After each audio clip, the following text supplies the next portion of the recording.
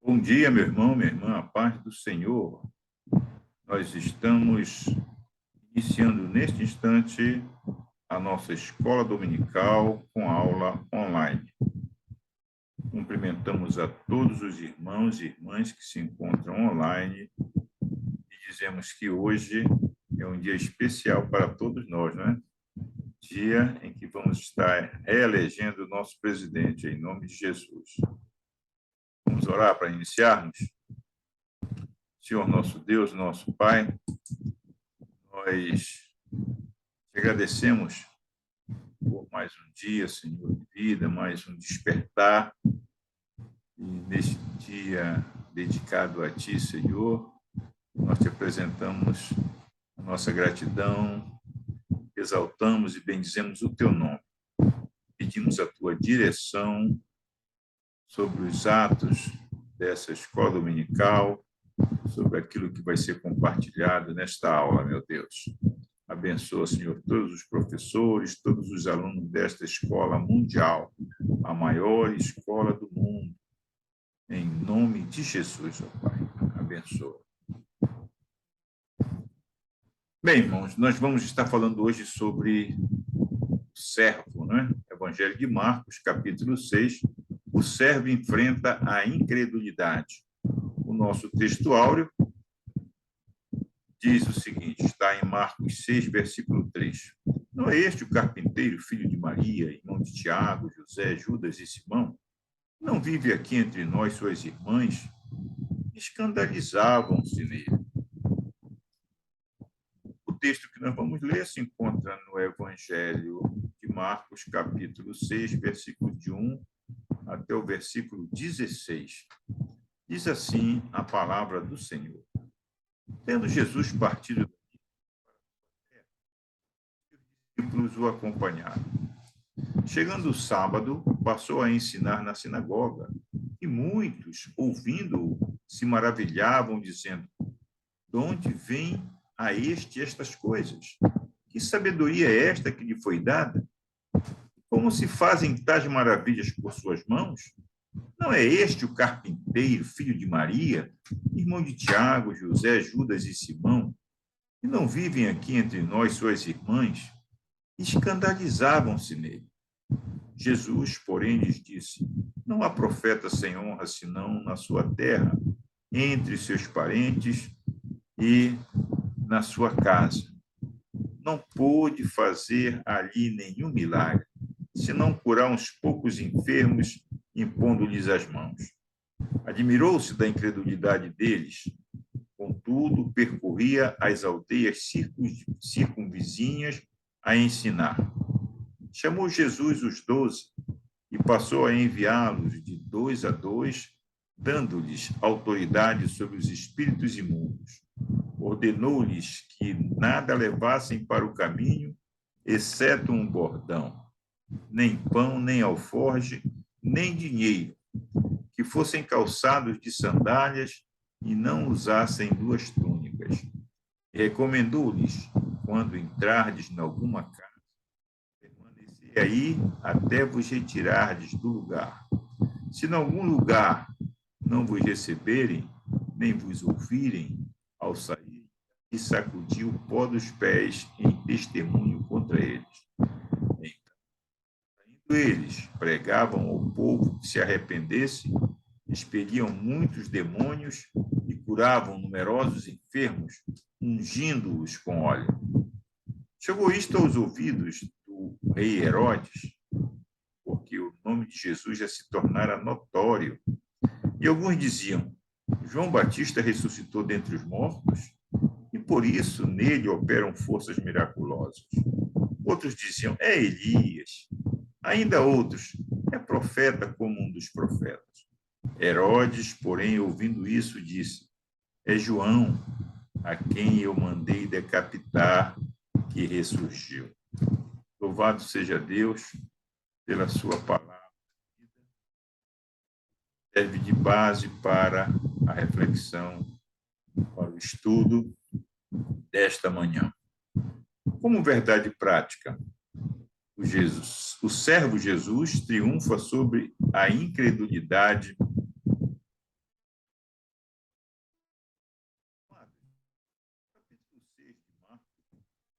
objeto dessa lição destaca a tragédia da incredulidade dos nazarenos, de Herodes e dos próprios discípulos.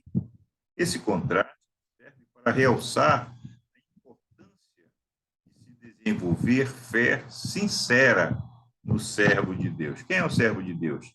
Jesus. Essa lição de hoje, ela está dividida em 3 tópicos, né? O primeiro tópico, a incredulidade dos nazarenos. O segundo tópico, a incredulidade de Herodes. O terceiro tópico, a incredulidade dos discípulos. A incredulidade dos nazarenos. Não é este o carpinteiro, filho de Maria, irmão de Tiago, José, Judas e Simão, que não vive aqui entre nós, suas irmãs? Escandalizavam-se nele. Marcos 6:3, né? Então, esse texto mostra que a presença de Jesus naquele lugar, naquela aldeota, né? Nazaré era um lugar onde Jesus fora criado. Era um vilarejo repleto de casas de barro, espalhadas por cerca de 30 quilômetros. Era um terreno de encosta, né? Uma aldeota que ficava numa encosta pedregosa. E a população daquele povoado, no máximo de 500 pessoas. Era uma pequena aldeia sem importância, inclusive objeto de preconceito por parte do povo da região, conforme nos mostra o Evangelho de João, capítulo 1, versículo 46. Jesus volta a Nazaré. Esperava-se que ele fosse bem recebido pelos seus conhecidos, né? Aqueles que desde a infância o acompanhavam, viram-no crescer, né? Muitos até brincaram com ele, quem sabe, né? Criança brinca, né? Um com o outro. E agora todo mundo adulto vê Jesus voltando. Só que Jesus, ao ensinar na sinagoga, ele chama a atenção. Ele chama a atenção pela sabedoria, pelo conhecimento, pela autoridade com a qual ele apregoava, né? E isso desperta na população daqueles que estavam ali na sinagoga um sentimento terrível, né? Inveja, preconceito, né? E eles dizem: não é esse o filho de Maria? E nós sabemos que na tradição judaica um homem era descrito pelo nome do pai, mesmo que o pai já fosse falecido. Agora, se você quer insultar alguém ou quer ofender alguém, você não cita-o pelo nome do pai, sim pelo da mãe. Vejam Juízes 11, 1 e 2, João 11, 41. Né? Embora Jesus ensinasse com eficiência e sabedoria, as pessoas do seu povo o viam simplesmente como um carpinteiro. Ele não é melhor do que nós. Ele é um humilde operário. Diziam e ofendiam-se ao ver que ele impressionava outras pessoas e fazia-os com que eles o seguissem. Por isso, eles rechaçavam sua autoridade, porque era um deles. Acreditavam conhecê-lo, mas suas noções preconcebidas não lhes permitiam aceitar a sua mensagem. A gente vive uma realidade semelhante no Brasil, né? No Brasil, todo mundo diz que não tem preconceito, mas de vez em quando a gente ouve notícias de preconceitos. Não só preconceito racial, mas preconceito social também. As pessoas humilham suas secretárias, né? As madames humilham suas secretárias, os porteiros dos prédios são agredidos por moradores do prédio que se acham superiores, né? Inferiorizam o ser humano. Então, isso acontece com Jesus nesse episódio. Então, eles não aceitavam porque Jesus era um deles. Eles não acreditavam na mensagem de Jesus porque eles viram Jesus crescer ali entre eles. Sabiam que ele era um carpinteiro e menosprezavam ele por isso. Então, eles deixaram 2 opções. para a sabedoria, para a autoridade, para o poder de Jesus. Ou vem de Deus, ou vem de Satanás. Então, é importante nós observarmos que, ao serem movidos pela incredulidade, ao se recusarem a reconhecer Deus na pessoa de Jesus, lhes restava apenas a triste insinuação de que a fonte do seu poder era maligna, conforme o Evangelho de Marcos nos mostra no capítulo 3, versículo 22. Jesus disse que um profeta, ou seja, um servo de Deus, nunca recebe honra em sua própria terra. Mas percebam que, mesmo tendo sido humilhado na sua própria terra, ele não se abateu, pelo contrário, não é? Pelo contrário. Essa indiferença não faz o seu trabalho menos importante. Sabe por quê? O servo de Deus não necessita que reconheçam o seu trabalho nem o honrem. Ele tem consciência de que ele é útil a Deus. Eu louvo a Deus por isso, sabe?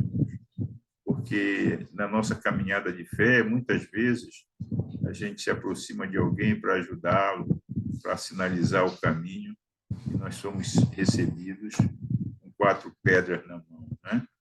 Mas isso não desmotiva. Se tivesse desmotivado, a igreja não estaria presente hoje no mundo inteiro, né? Então, perceba que desde o seu nascimento, no dia de Pentecostes, a igreja sofre perseguição, a igreja sofre preconceito, mas ela está presente desde o primeiro século da era cristã até os dias atuais. Então, não se preocupe se seus amigos, seus vizinhos, seus familiares não apreciam seu trabalho como cristão, não aceitam que você seja cristão. Não deixe que sua atitude afete, né? Ou quando eu digo não deixe que sua atitude, estou dizendo, não deixe que a atitude dessas pessoas venha afetar o seu serviço a Deus, venha interferir no seu ministério, sabe? Jesus poderia ter feito grandes milagres em Nazaré, mas não quis fazê-lo por culpa do orgulho e da incredulidade do povo. Os milagres que ele fez tiveram pouco efeito nas pessoas, porque não quiseram aceitar sua mensagem, nem acreditar que ele veio de Deus.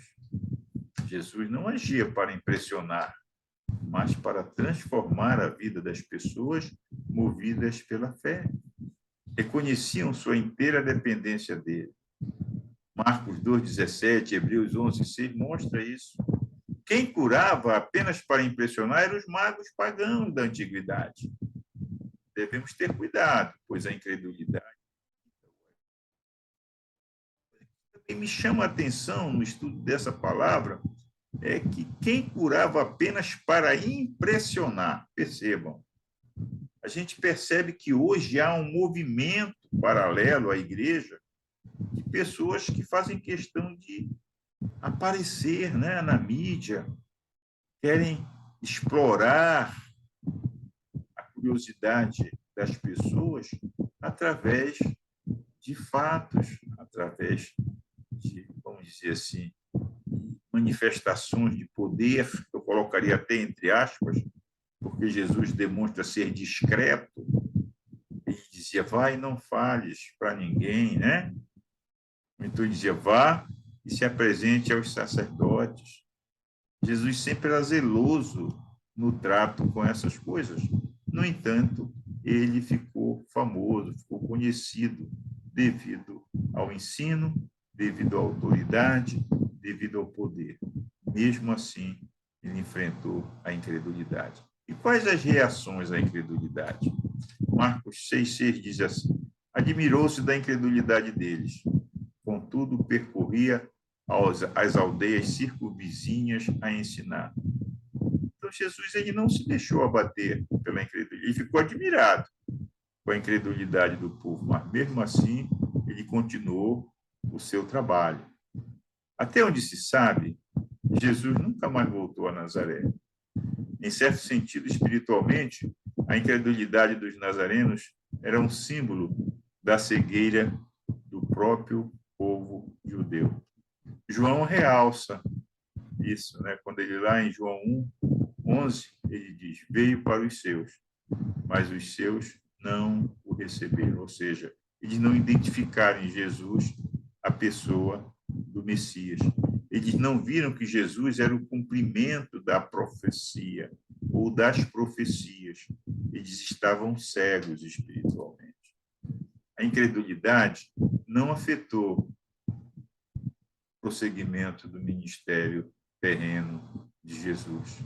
As lutas, as decepções não podem parar o povo de Deus. Um ligeiro momento de espanto, Jesus toma uma decisão e reage, né? Como servo, ele reage. Ele resolve ampliar o seu poder de alcance através de quem? Do comissionamento dos seus discípulos, que são enviados a pregar o evangelho, expulsar demônios e curar enfermos em seu nome. Vejam aí os versículos 7, o versículo 12 até o 13. Então, Jesus não só ele compartilha o poder que está nele com os discípulos. Por quê? Porque era essa a tarefa que ele iria deixar para a igreja posteriormente, através dos discípulos. Então, se ele não encontrou fé suficiente entre os seus, ele vai procurar em outra parte pessoas que respondessem aos seus milagres e à sua mensagem. Os discípulos partiram em duplas, né? E essa era a vantagem de ir de 2 em 2. Sabe por quê, irmãos? Porque um animava o outro, um dava apoio ao outro, sabe? Eles enfrentavam juntos a rejeição. Saibam que a nossa força vem de Deus, mas o Senhor que supre muitas de nossas necessidades através do trabalho coletivo, com certeza, né? Então, a minha força, pessoalmente, vem do Senhor. A força do meu irmão ao meu lado também vem do Senhor. Agora, quando nós trabalhamos coletivamente, ele vai, né, com certeza, manter, ele vai suprir as nossas necessidades. Por isso que Jesus recomenda que eles não levem alforje, não levem dinheiro, não levem muda de roupa, porque ele sabia que eles não ficariam à míngua, eles não ficariam. Nossas forças vêm de Deus, mas muitas das nossas necessidades, através dele, nós não devemos cair. Que Deus nos abençoe. Vamos ver agora a incredulidade de Herodes, que é o tópico 2. Um homem devasso. João dizia para Herodes: não te é lícito possuir a mulher do teu irmão. As notícias sobre Jesus chegaram a Herodes Antipas, filho de Herodes o Grande. Ele era chamado rei, embora ele não fosse rei, ele era o tetrarca. Ele governava as províncias da Galileia e da Pérea, né? Ele governou desde do ano 4 antes de Cristo até 39 depois de Cristo. Governou bastante tempo. Herodes Antipas era um homem devasso. Ele deixou sua esposa para casar com Herodias, sua sobrinha e mulher do seu meio-irmão Herodes Filipe, ainda quando ele estava vivo. Tal atitude foi denunciada por João Batista, que acabou preso por tamanha ousadia. A maioria das pessoas não gosta de que lhe mostrem seus pecados ou que denunciem seus pecados. Ninguém gosta. Muito menos em público. A vergonha de ver os expostos é frequentemente pior que o castigo ao que se faz merecedor. Herodes Antipas foi um homem que experimentou a culpa e a vergonha. João foi direto, né? João foi direto, denunciou publicamente. Com certeza. Herodes era um homem ambicioso e era do conhecimento público. Todos sabiam que ele era ambicioso. E da mesma forma como as pessoas sabiam que ele era ambicioso, as pessoas sabiam que ele vivia uma situação ilegal, que o matrimônio dele era uma coisa ilegal, porque ele vivia com a mulher do seu irmão, sabe?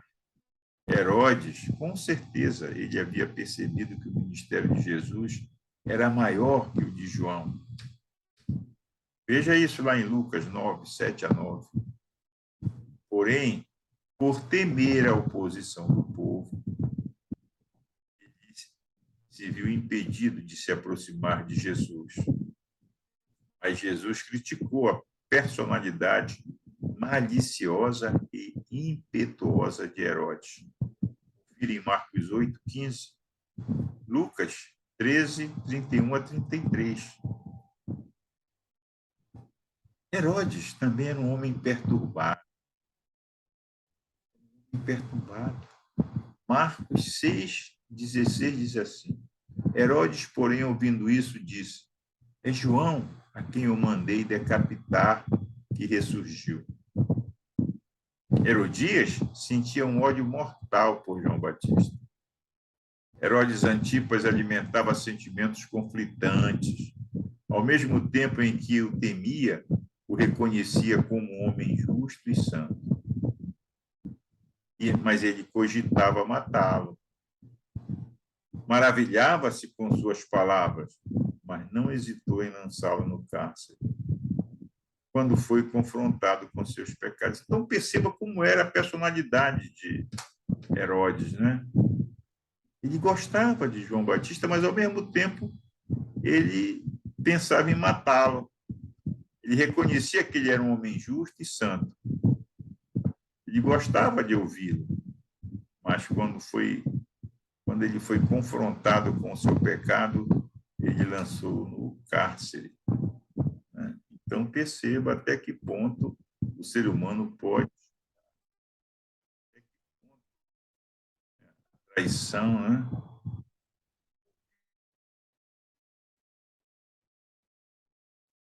Quando a filha de Herodias, instruída pela mãe, pediu a cabeça de João Batista, ela encurralou Herodes, cobrando publicamente que cumprisse sua promessa. Embora profundamente entristecido, ele cumpriu a sua palavra e matou o profeta. Herodes, ao ouvir sobre a fama de Jesus, sua mente veio a perturbá-lo. Herodes, porém, ouvindo isso, disse: é João a quem eu mandei decapitar que ressurgiu. A verdade é que, mesmo morto, a mensagem de João Batista continuava a martelar no coração de Herodes, porém, não se percebe nele nenhum gesto de arrependimento. Tem pessoas assim ainda hoje, né? Nós sabemos, nós conhecemos. Agora, eu tenho que chamar a atenção, falando um pouco sobre a formatação do Evangelho de Marcos, né? Subtópico 3, ele diz a técnica.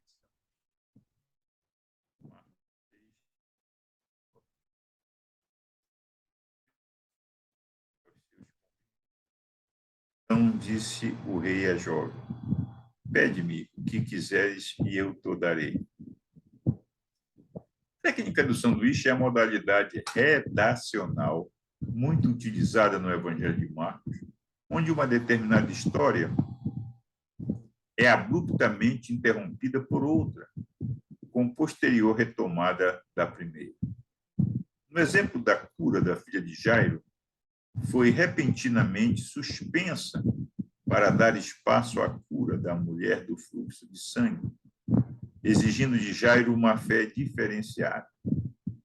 Na seção bíblica em que estamos estudando, o tema principal da missão dos apóstolos é pausado para ceder ao relato de João Batista e Herodes, sendo depois retomado. Então, é importante no nosso aprendizado da Bíblia que nós conheçamos também esse tipo de forma como o Evangelho montado, como é escrito, né? Nós temos os gêneros literários presentes na escrituração da Bíblia, e dentro desses gêneros literários são usadas técnicas. Eu acredito que o comentarista da lição, para facilitar o entendimento nosso, ele usou esse termo, né? Técnica de sanduíche.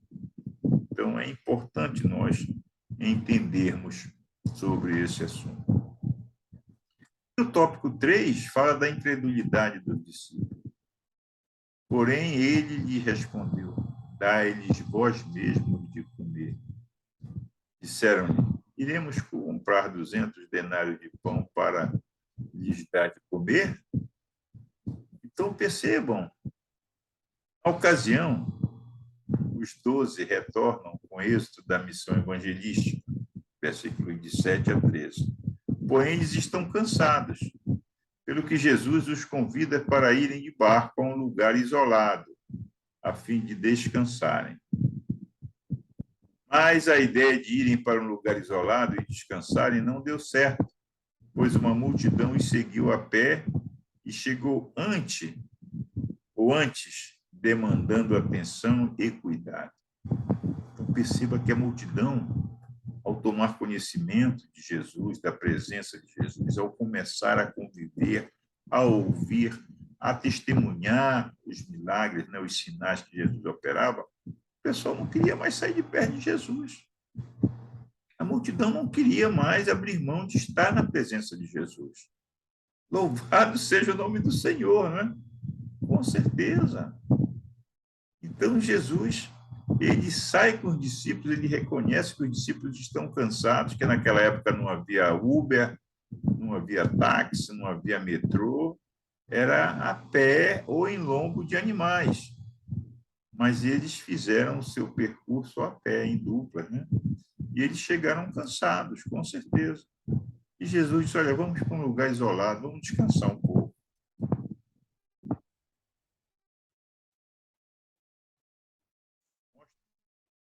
Levar a cabo a obra do Senhor é muito importante, mas Jesus reconhecia que para fazermos uma obra eficaz para Deus, requer que estejamos descansados, né?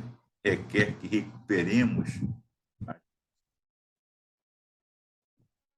as Jesus e seus discípulos, né, não tinham tanta facilidade para descansar quando necessitavam. Nem sempre era possível, né? Por quê? Porque a multidão estava sempre necessitada, como ovelhas sem pastor. A multidão precisava ser alimentada, a multidão precisava ser ensinada, a multidão precisava ser curada. Entendeu? É muito fácil dispersar as ovelhas sem pastor. Sem pastor, irmãos, as ovelhas estão correndo sério perigo. Jesus sabia que ele era o pastor e que devia ensinar a essas ovelhas tudo o que precisavam saber. E ele precisava cuidar de cada uma delas para que não se extraviassem de Deus. Aí eu abro um parêntese aqui para dizer para você: olha a importância do trabalho da igreja, o discipulado, a escola de crescimento, a escola de mentoria. Olha como é importante o trabalho. Sabe por quê? A igreja investe nesse ministério para que nenhuma das ovelhas venham a se extraviar. Então, não perca essa oportunidade, meu irmão, minha irmã.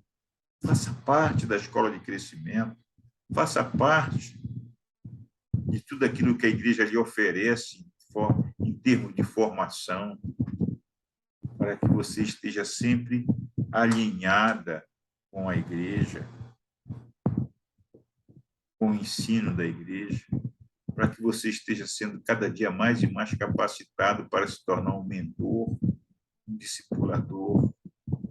Leia o Salmo 23, leia Isaías 40, 11, leia Ezequiel 34, a partir do versículo 5 em diante, aonde se fazem descrições do bom pastor. Com certeza você vai se apaixonar. Temos o versículo 37, nós vemos como muitas pessoas veem a vida e o ministério de Jesus. Seus vizinhos e sua família, o rei Herodes e os discípulos. Eles não aceitavam integralmente.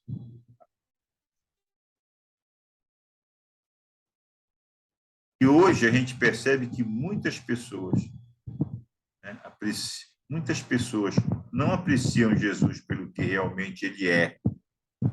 Os discípulos o seguem, mas fazem isso ponderando. Ainda turvados, ainda incrédulos, não se dão conta que Jesus pode lhes dar o sustento. Estão tão preocupados com a impossibilidade da tarefa que não podem ver o possível, não podem ver a possibilidade.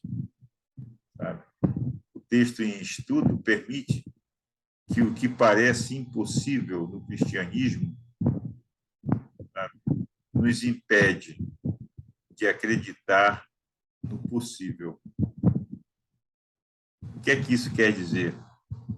Que aos olhos de qualquer pessoa, de qualquer ser humano, existem impossibilidades que são plenamente possíveis aos olhos da fé. Jesus pediu aos seus discípulos que procurassem comida para mais de 5.000 pessoas. E eles perguntaram assombrados, né? O que é que nós podemos fazer com esse? Mas não vai ser suficiente. E muitas vezes essa é a maneira como nós reagimos quando estamos diante de uma tarefa que nos parece impossível. Mas é o que eu falei anteriormente. Uma situação impossível para os humanos é simplesmente uma oportunidade para Deus. Os discípulos fizeram o que puderam, né? Organizaram as pessoas em grupos. E a resposta à oração de Jesus, a gente vai perceber que Deus faz quando nós estamos diante de uma tarefa difícil. Vamos fazer aquilo que nos compete, aquilo que está dentro da nossa possibilidade, mas não vamos esquecer de pedir a Deus que faça o resto. O Senhor pode fazer que aconteça o impossível, com certeza. O Senhor pode fazer, sim, com que aconteça o impossível. Então, não esqueça disso. Uma situação impossível para os homens é a oportunidade para Deus se revelar e despertar a nossa fé, em nome de Jesus, né? Louvado seja o nome do Senhor. Jesus anda sobre as águas, né? É outro teste, a credulidade dos discípulos. Eles, porém, vendo-o andar sobre o mar, pensaram tratar-se de um fantasma e gritaram, pois todos ficaram aterrados à vista dele. Mas logo lhes falou e disse, tende bom ânimo, sou eu, não temais. Os discípulos se surpreenderam ao ver Jesus andar sobre o mar. Deviam ter se dado conta que Jesus poderia lhes ajudar quando estivessem em dificuldades, mas não ficaram apavorados. Eles já vinham acompanhando Jesus, já viram Jesus fazer tantos sinais, tantos milagres. Eles mesmos já experimentaram o poder de Deus quando saíram para cumprir aquela missão. Mas, no entanto, quando eles veem Jesus caminhando sobre as águas, eles ficam apavorados, pensando que fosse um fantasma. Sabe? Às vezes nós estamos em dificuldades e essas dificuldades são tão grandes e elas afloram de tal forma sobre nós que fazem até com que a gente perca, né? A gente perde a sensibilidade em relação à presença de Deus na nossa vida, ou seja, a gente perde Jesus de vista. Mas eu quero dizer a você nessa manhã, em nome do Senhor, Jesus não nos perde de vista. Seja qual for a circunstância, Jesus não perde nenhum de nós de vista. A sua preocupação superava a falta de fé. A próxima vez que se encontre em águas profundas, recorde, Cristo sabe de suas angústias e toma cuidado de você. Quando nós estivermos em dificuldades, quando nós estivermos enfrentando dúvidas ou situações que nos tirem o sono, lembre-se, é como se nós estivéssemos em águas profundas. Mas lembre de uma coisa, Jesus sabe das nossas angústias e ele tem cuidado de nós. Os discípulos estavam assustados, mas a presença de Jesus afugentou o temor. Todos nós sentimos medo. Como reagimos diante do medo? Buscamos resolver sozinhos ou entregamos a Jesus a solução do problema? Em tempos de temor ou incerteza, é reconfortante saber que Cristo está sempre conosco. Mateus 28:20 garante isso. Reconhecer sua presença é o antídoto contra o medo. Os discípulos não queriam acreditar, com certeza, por 3 motivos, pelo menos 3 motivos. Primeiro, não podiam aceitar que aquele ser humano chamado Jesus fosse o Filho de Deus. Primeiro ponto. Segundo, não se atreviam a acreditar que o Messias os escolhera como seus seguidores. Era muito bom para ser verdade. Terceiro, ainda não entendiam o verdadeiro propósito da vinda de Jesus à Terra. Sua incredulidade tomou a forma de falta de entendimento. O que é que a Bíblia fala a respeito disso? Errais por falta de conhecimento, de entendimento. Então, muitas vezes, a gente erra porque nos falta o entendimento, nos falta a compreensão, nos falta estudo da palavra, nos falta a leitura da Bíblia, nos falta a oração. Enfim, a vida, ela não é só para ser vivida de forma material, de forma secular, não. A vida é para ser vivida na sua plenitude, ou seja, nós vivemos em um mundo material, mas nós somos seres espirituais. Nós precisamos estar alinhados, né, com essa realidade. Não podemos.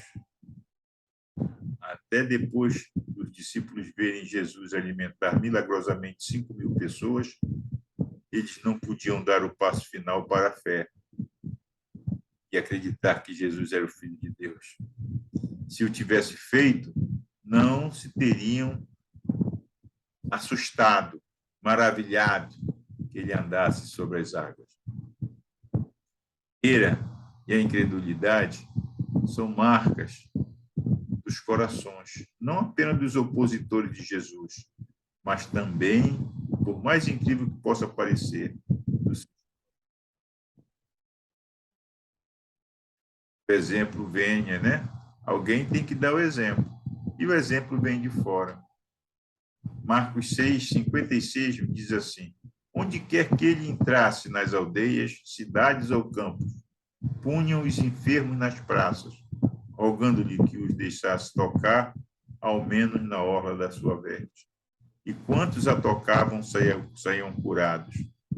Quando Jesus e os seus discípulos desembarcam nas planícies de Genezaré, o povo se mobiliza para trazer seus enfermos às praças, os quais desejavam apenas um toque na orla das suas vestes do servo de Deus. Interessante isso, né? Quando Jesus chegava em qualquer lugar, as pessoas se mobilizavam, traziam seus enfermos. Tem uma narrativa no Evangelho que mostra que um grupo de homens subiram ao telhado, né, com Olha só como é que é interessante. Eles destelharam uma casa para introduzir um paralítico, né, para a presença de Jesus. E aquele paralítico saiu de lá curado, com certeza. Então, não há sacrifício que não venha trazer o benefício, principalmente quando esse sacrifício é motivado pela fé abundante, né? A fé desse povo era tão viva e intensa, talvez inspirada na experiência da própria mulher do fluxo de sangue, porque com certeza aquela mulher deu testemunho.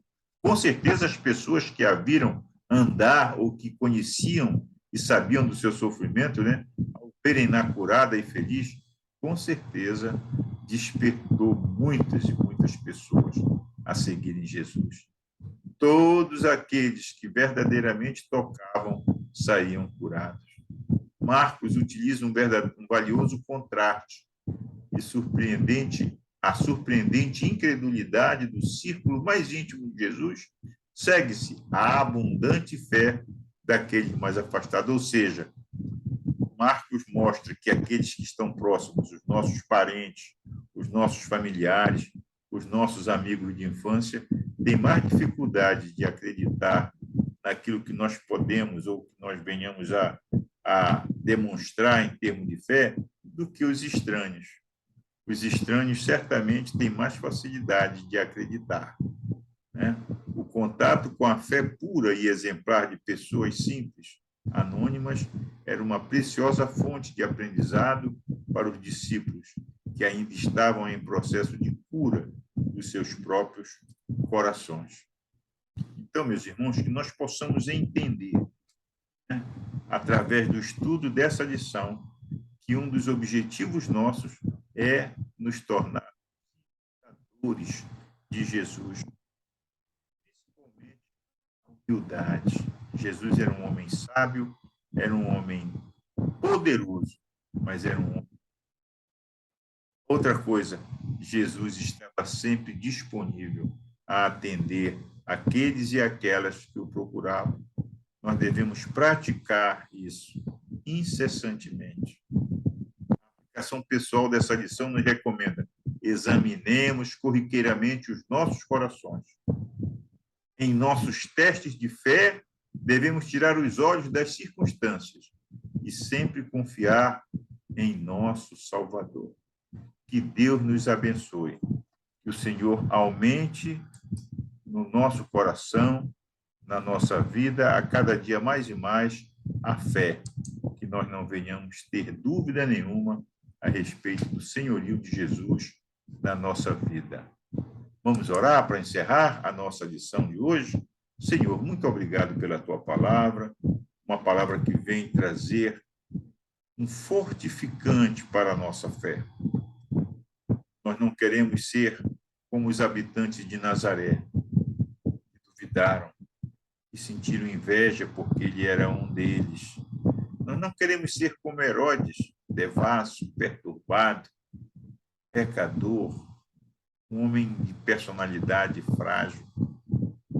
Nós não queremos ser como os discípulos no início da sua caminhada, que não tinham ainda firmeza na fé. Nós queremos uma fé firme, uma fé viva, uma fé autêntica, uma fé capaz de impactar as pessoas, não só as pessoas mais próximas, mas todos aqueles, ó Pai, aos quais nós vamos nos dirigir para transmitir a mensagem, para orar por cura, por salvação. Contamos com a tua ajuda, meu Deus, não só hoje, mas em todos os momentos da nossa vida. Nós oramos agradecidos em o nome de Jesus. Amém. Um bom domingo a todos os irmãos e irmãs e que você possa voltar com a sua consciência. Deus, pátria, família e liberdade. Em nome de Jesus. Até o nosso próximo encontro. Amém.